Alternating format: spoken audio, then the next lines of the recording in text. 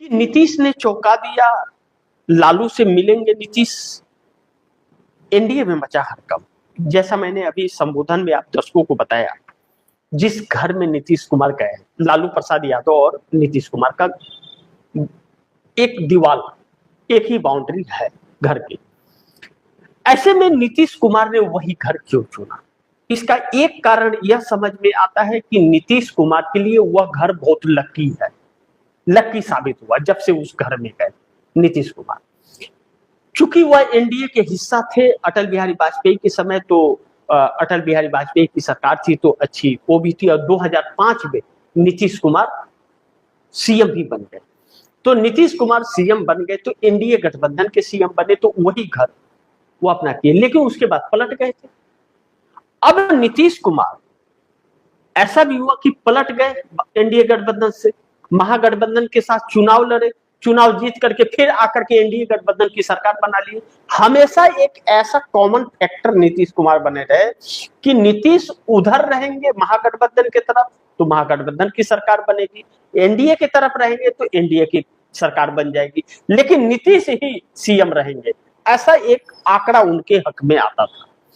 ऐसे में सुशील मोदी भारतीय जनता पार्टी के वरिष्ठ नेता थे, जो नीतीश कुमार के बहुत नजदीक थे और बहुत अच्छी और गहरी दोस्ती थी और दोनों के विचार मिलते थे।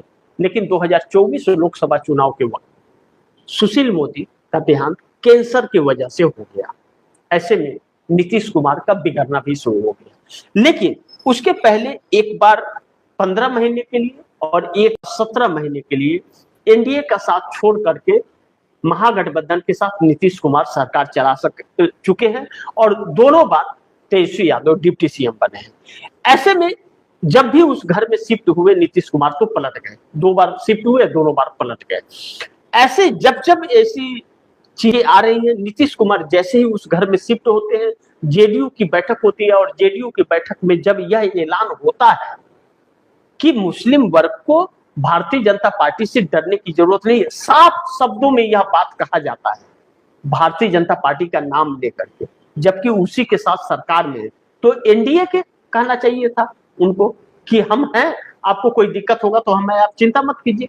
लेकिन जब यह शब्द का इस्तेमाल किया जाए कि मुस्लिम भाइयों को भारतीय जनता पार्टी से डरने की जरूरत नहीं है, तो इसका मतलब जेडीयू यह जान रही है कि भारतीय जनता पार्टी से मुस्लिम वर्ग को चुनौती है और संकट है, उन्हें खतरा है, यह समझ रहे हुआ इस बात को एक्सेप्ट कर रहे हैं और कह रहे हैं आगे भारतीय जनता पार्टी से डरने की जरूरत नहीं है, हम समझौता नहीं करेंगे भाजपा से।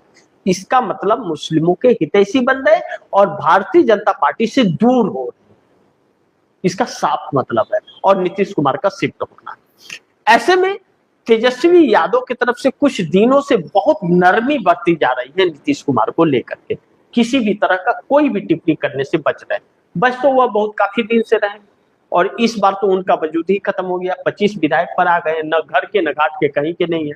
अगर नीतीश की कृपा रही तो 25 विधायक बने रहेंगे और जिस दिन नीतीश की निगाहें हट गई उस दिन टूट जाएंगे दोनों चीजें। तो ऐसे में नीतीश के ऊपर है, उनको बचाते हैं या उनको तोड़ देते हैं।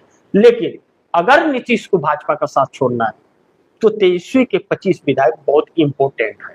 तो ऐसे में एक ऐसे मोड़ पर बिहार की राजनीति पहुंच गई है कि नीतीश कुमार की वजह से एनडीए के अंदर इस बात का हड़कंप है कि नीतीश कहीं ऐसा तो नहीं ममता बनर्जी के बयान के बाद अपना मूड चेंज कर दिए हैं और बयानों से लग रहा है या तो ऐसे में सरकार जाने की डर समा रही है, डर हो रही है। लेकिन भारतीय जनता पार्टी को अपना सीएम बनाए रखने के लिए मात्र 6 विधायकों की जरूरत है, नीतीश कुमार के 85 की नहीं। वह 6 कहां से आएंगे यह बड़ी महत्वपूर्ण है, जबकि अभी कैबिनेट विस्तार नहीं हुआ है और कैबिनेट विस्तार होते ही स्पीकर और गृह मंत्रालय दोनों का पोस्ट नीतीश कुमार ने डिमांड कर दी है और बगैर स्पीकर के तोड़फोड़ हो नहीं सकती। इसीलिए नीतीश ने कहा था अपने 4 सूत्रीय मांगों में कि जब गठबंधन की अगर सरकार हो तो स्पीकर का महत्व बढ़ जाता है, क्योंकि उसी के जरिए पार्टी को तोड़ा जाता है। ऐसे में नीतीश कुमार फंसते हुए नजर नहीं आ रहे, बल्कि भाजपा फंसती हुई नजर आ रही है।